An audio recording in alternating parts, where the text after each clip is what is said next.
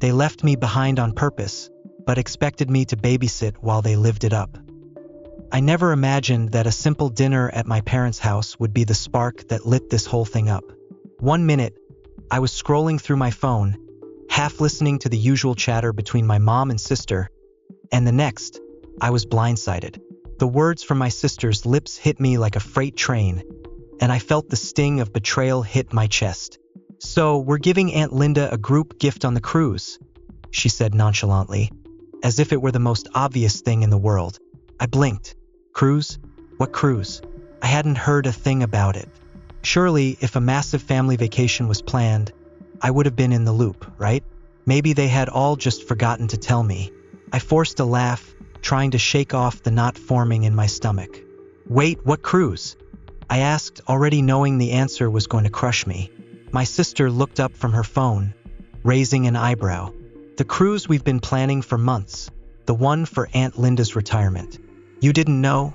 I glanced at my mom for some kind of explanation. She was grinning awkwardly, her eyes darting away from mine like she'd been caught in a lie. "Yeah, honey," she said in that soft, uncertain voice she uses when she knows something is going to hurt. "It's a cruise to celebrate Aunt Linda's retirement, and then we're spending a few days in Hawaii." Her tone was casual, as though it were just another family get-together, and I was supposed to be thrilled. But I wasn't. I was stunned.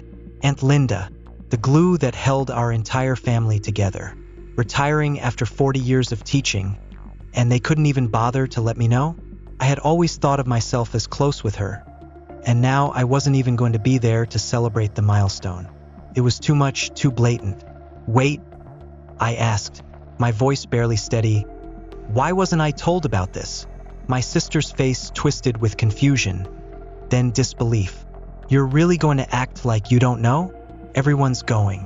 You're not like a huge fan of crowds, right?" I froze. She couldn't be serious.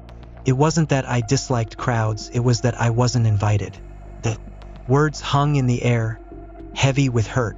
I turned to my mom, hoping, praying, for an explanation. "But why?"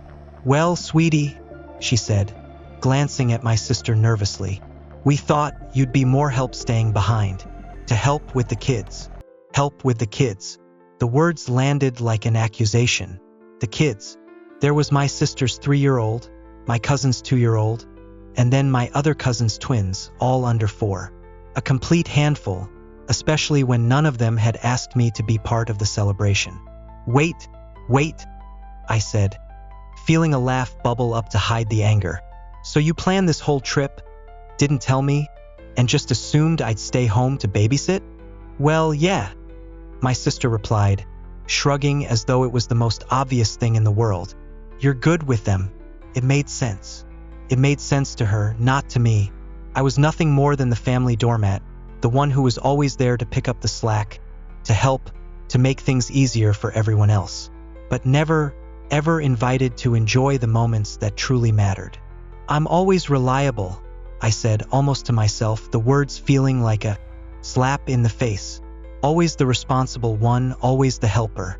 The one everyone could count on to put their needs first. But when did my needs get considered? When did anyone ever think to include me?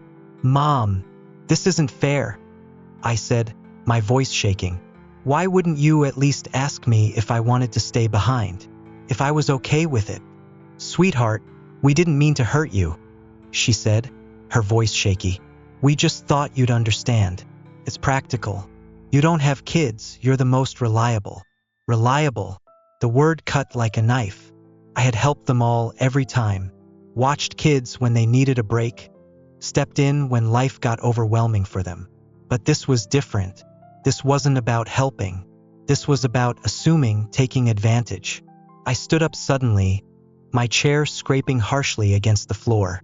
"So, no invitation to the retirement celebration, and instead of treating me like family, you treat me like a free babysitter? I'm done. I'm not doing this." I could feel their eyes on me, wide with shock. My sister made a face, like I had overreacted. "It's not that big of a deal. Not like you'd want to go anyway." The conversation spiraled from there, and I left before it got worse. before the words I might regret flew out of my mouth. But I could already feel it inside me, a deep wound opening up. I wasn't just hurt that I wasn't invited to the cruise. I was hurt because, for the first time, I realized what I had become to them. Just a convenience, a tool to use when necessary. Not a sister, not a daughter, just the reliable one. The helper. The one who would always pick up the slack while everyone else lived their lives. As I drove home that night, the reality of it all hit me like a freight train. I had been here before, so many times before. But this time, something inside me snapped. Something had to change. I spent the next few days in a haze, seething with a kind of quiet rage that felt all-consuming. The more I replayed the dinner in my head, the more the weight of it sank in. They hadn't just forgotten to invite me. They hadn't just overlooked me. This was deliberate. They had been planning this cruise for months, coordinating everything in a private Facebook group I wasn't a part of, making all their arrangements while I had no clue what was going on. And now, they wanted me to stay behind and babysit like it was the most natural thing in the world. I tried to calm down, tried to talk myself into letting it go, but the hurt was too deep.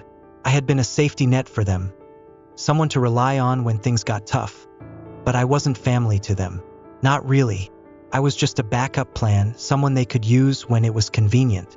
That's when I made up my mind. I wasn't going to let this slide. I wasn't going to be their doormat anymore. The first step was to confront my sister. She was the one who had made the assumption, the one who had declared that I was good with kids, and therefore it was a given that I'd stay behind. It was time to show her that I wasn't going to be passive about it anymore. I texted her a couple of days later, trying to be calm, trying to make it sound like I was just asking a simple question. Hey, I was thinking, if there's still space, I'd like to go on the cruise too. I know you all have been planning it for a while, but I'd love to celebrate Aunt Linda's retirement with everyone. I figured maybe there was a chance, a slim one, that they'd let me back in. Maybe they'd realized how hurtful this was and would offer an apology. Maybe they'd understand that I was still part of the family, that I had feelings too. Her response, however, crushed that hope in an instant. Sorry, there's no space left. The group has already booked everything, and the cruise is sold out. It's kind of hard enough coordinating everything for the people who RSVP'd, so we can't really make changes now. My heart sank. I had been hoping, even just a little, for some kind of admission that they'd messed up, that they'd wronged me by excluding me in the first place. But instead, I was met with the cold, heartless reality of their decision. There was no space for me. I wasn't part of their plans. And to them, it wasn't a big deal. Still, I wasn't going to give up. Wasn't going to let them dictate what I did with my time. I'll book my own ticket, I said. I'll even fly separately to Hawaii if it comes to that. I just want to be included. Her reply came faster than I expected, and it only added salt to the wound. Well, if you decide to come, you'd need to figure out childcare first, she said. We're already counting on you staying behind to watch the kids. I felt the anger rising again, this time sharper than before. Wait, I texted, trying to keep my cool, though it was becoming increasingly difficult. You're telling me that you've already decided I'm staying behind to babysit again? She didn't even bat an eyelash at the audacity of her own words. Yeah, you're good with them, so it just made sense. Couldn't believe it. They thought I was some kind of automatic solution to their child care problems, just because I didn't have kids of my own. But nobody had bothered to ask me if I was okay with being stuck with their kids for days while they partied on a cruise. I tried to explain, but the frustration in my voice was impossible to mask. You didn't ask me. You assumed. And that's not okay. She didn't understand, or didn't care to understand. It's just how things are. We all have kids, and you're the only one without any responsibilities. I could feel the tension building in my chest. You've known about this for months, and you just thought I'd be fine with this? I asked, shaking my head as if I could somehow make her understand. You didn't ask me, you didn't include me, and now you expect me to be your unpaid babysitter. This isn't fair. But she wasn't listening. We didn't mean to hurt you. You know how hard it is for all of us. Hard for them? What about me? Didn't my feelings matter? Didn't I deserve to be treated like a human being, not a tool to be used when they needed it. The conversation spiraled further, but in the end, I was left with one thing. I wasn't going to let them treat me like this anymore. I hung up the phone, my head spinning, but the anger wasn't enough to fuel me anymore. It had turned into something else, something more determined. I wasn't just angry, I was done being the family's fallback plan. I was done being the one who had to bend to their will every time they needed something. They had taken advantage of my kindness, my willingness to help. But not anymore. I decided then and there that I wasn't going to be anyone's backup, not even for Aunt Linda's retirement. I loved her dearly, but she wouldn't be the reason I'd let them treat me this way again. But things weren't going to end here. I knew there would be fallout, and that fallout was coming sooner than I realized. After the conversation with my sister, things only got worse. It wasn't just the feeling of exclusion that lingered. It was the sinking realization that my family saw me as nothing more than a convenient option. They had taken me for granted for so long, but this time it was different. I wasn't going to just let it slide. I had made it clear that I wasn't going to babysit, but deep down, I knew there was still something that I had to do to make them understand the depth of my frustration. Days passed and I tried to stay busy, pushing the anger aside so I could focus on my own plans. But no matter how hard I tried, my phone kept buzzing with messages. Text after text, call after call. It was like they thought if they badgered me enough, I'd cave. But I wasn't budging. My sister's texts were the worst. They were a constant flood of passive aggression, accusations, and guilt trips. "I don't know why you're doing this," she wrote. "It's a family vacation. We needed you, and you just disappeared on us. Now look what you've done. We can't even have a good time because you left us hanging." And then, of course, the obligatory guilt. "Aunt Linda is going to be so disappointed. This is supposed to be her moment, and you're making it about you." That hit harder than anything else. The notion that I was ruining Aunt Linda's celebration made my blood boil. It was a classic deflection. They couldn't accept responsibility for excluding me, so they turned it around, making it seem like I was the selfish one. I didn't respond. The more I thought about it, the more I realized that no matter what I said, nothing would change. They were so used to me being the doormat that they didn't even recognize when they'd crossed the line. The worst part wasn't the texts. It was the calls. My mom called, but I didn't pick up. I knew what she was going to say. The same thing she always did when she tried to manipulate me into doing something I didn't want to. Guilt. She was the master of it, and I wasn't falling for it anymore. She left me a voicemail. "Honey, I don't understand why you're doing this. We're family. We all rely on each other. I just don't want there to be any bad blood. Please call me. We need to talk about this." Bad blood? No, Mom. What we had was the kind of relationship that got worn out by years of one-sided sacrifice. I had been the one to bend every time they needed something. But now I was drawing a line in the sand. I didn't return her call. Instead, I kept my phone on silent and threw myself into planning my own escape. I had already decided I wasn't staying behind for anyone. I wasn't going to let them ruin my time off. This time, I would do something for me. I found a secluded cabin up in the mountains, a little slice of heaven. It had everything I needed: peace, quiet, hiking trails, and a hot tub with a view of the valley below. I didn't tell anyone. I didn't owe them an explanation. If they wanted to act like I didn't matter, then I would show them exactly what that looked like. The day before their cruise, I packed up my car, turned off my phone, and drove out. The drive was exactly what I needed: open roads, rolling hills, and that sweet, crisp mountain air. For the first time in what felt like forever, I wasn't thinking about anyone else. I wasn't thinking about their plans, their expectations, their needs. I was free. The cabin was perfect. Small but cozy, with a stone fireplace and big windows that let the natural light flood in. I spent the first day just breathing, taking it all in. No drama, no guilt, just me. But of course, peace never lasts long when your family is used to controlling your every move.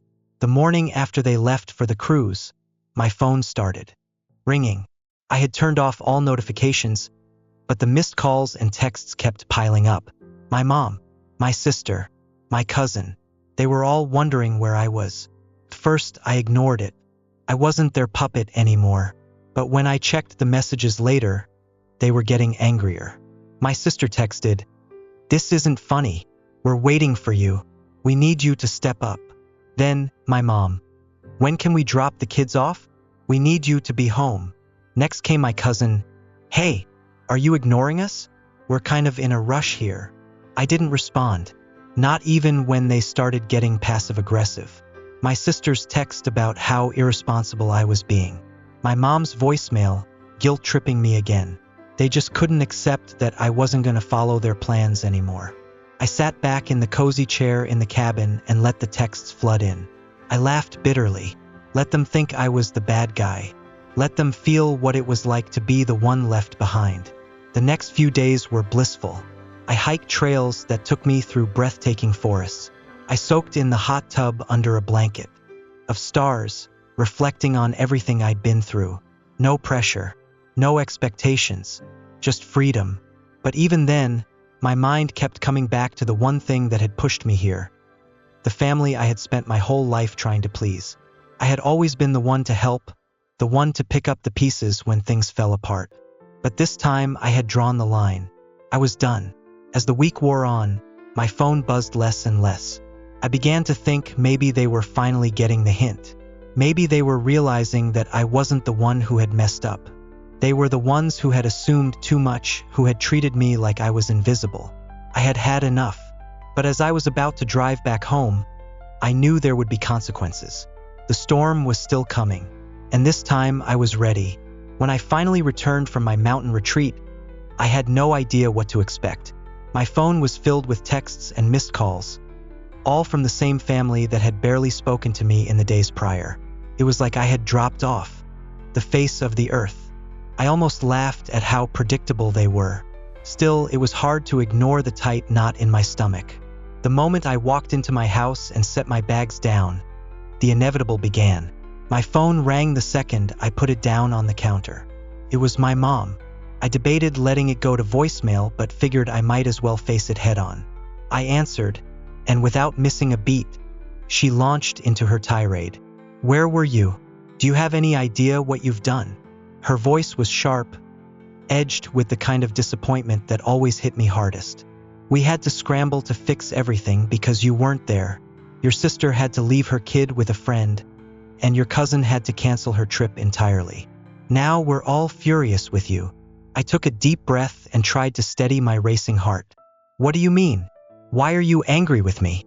I asked, my voice calm, though inside, I was boiling. "You're the ones who didn't include me in the first place.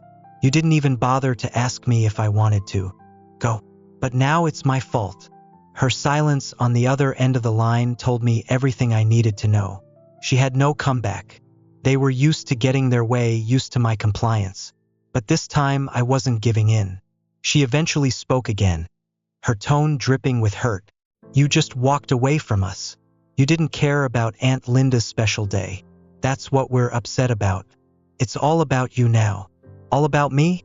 This was the first time anyone had ever taken a step back to look at how I felt. I was always the one who sacrificed, the one who did whatever it took to make things easier for them. But they had never thought to ask if I was okay with all the unspoken responsibilities they placed on me. "Mom," I said, my voice steady, "if you cared so much about Aunt Linda's celebration, maybe you shouldn't have excluded me. I would have loved to be there. But you didn't think about how that made me feel. You just assumed I would be fine babysitting while everyone else had fun." The silence on the other end of the line was deafening. For once, she had no excuse, no guilt trip to lay on me. She just sighed heavily and muttered, "I hope you're happy with yourself." And then she hung up. I stood there, holding the phone in my hand, almost numb from the weight of it all. The betrayal, the manipulation. It had all been so subtle, yet so powerful. For years, I had been the person who kept everything together. The one who was always there. And for what? So they could take me for granted? So they could treat me like a background character in their story? I was done. That evening, things took another turn. My sister, of course, had to get in on the action. She sent me a string of angry texts, accusing me of destroying the family dynamic. "You ruined everything," she wrote. "Aunt Linda's day is ruined because of you. You made it all about you." The anger flared inside me again, but I knew better than to respond in the heat of the moment. I didn't owe her an explanation anymore. The family had made it clear they didn't want me to be part of their plans, so I wasn't going to waste any more energy trying to make them understand. Instead, I turned to my cousin, who had also been sending her fair share of texts. It wasn't long before she added her voice to the chorus of accusations. "How could you leave us in the lurch like that? We thought you were going to be there. You were the one we were counting on. Now we're stuck." I didn't reply. It was clear they were just angry because they were scrambling to fix the mess they had created. But instead of acknowledging that it was their fault, they shifted the blame onto me. It was always my responsibility to make it right. Always. I sat down on the couch, overwhelmed by the absurdity of it all. This was supposed to be my time off, a time to unwind, to recharge. But instead, I had to face a constant barrage of guilt. They couldn't even admit they had messed up. It was easier to blame me. The phone rang again. This time it was Aunt Linda. "Hey, sweetie," she said, her voice kind and warm. "I just wanted to check in on you. I heard about all the drama and I wanted to say I'm so sorry for how everything's gone down. I didn't know you hadn't been included in the trip. If I had, I would have made sure you were there. I'm really sorry this has turned into such a mess." Her words hit me harder than anything else. She was the one person who truly understood. Aunt Linda, the one I had always looked up to, the one who had always been there for me. She was genuinely sorry that this had all gone down this way. She didn't blame me. "I appreciate that," I said quietly. "You didn't do anything wrong. I just wish my family would have treated me the same way." We talked for a while, and for the first time in days, I felt like someone got it. I wasn't just a problem to be solved. I wasn't just the reliable one. I was a person with my own needs and emotions. But then, after the phone call ended, the weight of the situation returned. What now? My mom, my sister, my cousin. None of them seemed to understand that I wasn't going to back down anymore. It wasn't just about the cruise or the babysitting. It was about respect. They couldn't seem to see that I had every right to set boundaries, every right to be treated like a person and not a tool. And when I sent the group message, I thought it would clear everything up. But I didn't expect the backlash. The messages came flooding in. The next day, I sent the message to the whole family. I didn't care if it would start a storm. It was time for me to finally speak my truth. After everything I had endured, after all the guilt trips and manipulations, it was time to lay it all out on the table. I was done being the one to make things easier for them. I was done being the invisible helper. They had all taken so much from me, and now it was time for me to take a stand. So, I wrote what I felt in my heart, unfiltered and raw. Here's what I sent. "Hey everyone, I've been hearing a lot of blame being thrown my way for the issues with the trip, so I want to set the record straight. First, I wasn't invited on the cruise. Nobody told me about it until I found out by accident. That alone was hurtful, but then I was expected to babysit without being asked. Second, I'm not responsible for fixing problems that came from your own assumptions. If you needed my help, you should have asked. I'm part of this family, not your free nanny.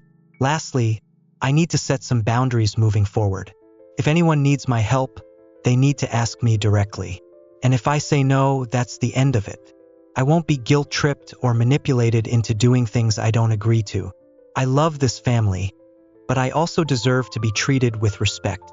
I hit send and immediately felt a weight lift off my shoulders. For once, I wasn't running around trying to appease everyone. I wasn't just apologizing to keep the peace. I was setting boundaries, and I was ready for whatever fallout would come from it. It didn't take long for the storm to hit. My phone exploded with notifications. At first, I ignored them. I didn't want to get dragged into another fight. But it was clear from the tone of the messages that the family was far from happy. My cousin, the one with the twins, was the first to react. Her message was a sharp, cutting reply. "I don't understand how you could do this to us. You left us in a bind, and now you're making this all about you. We thought you were there for the family, but I guess we were wrong."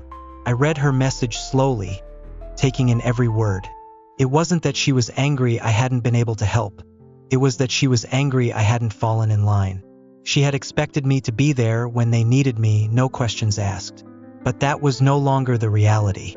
I didn't respond. I didn't owe her an explanation. Then came my sister. Her texts were laced with venom, accusing me of destroying the family dynamic. "You've ruined everything. You've made Aunt Linda's retirement all about your issues. How selfish can you be?" The words stung, but I knew better than to engage. This wasn't about Aunt Linda's celebration. It was about control. It was about making me feel small so they could get their way. By the time my mom called, I was already bracing myself for the inevitable guilt trip. She didn't disappoint. Her voice was filled with disappointment, as if she had been let down by the one person who had always tried to please everyone.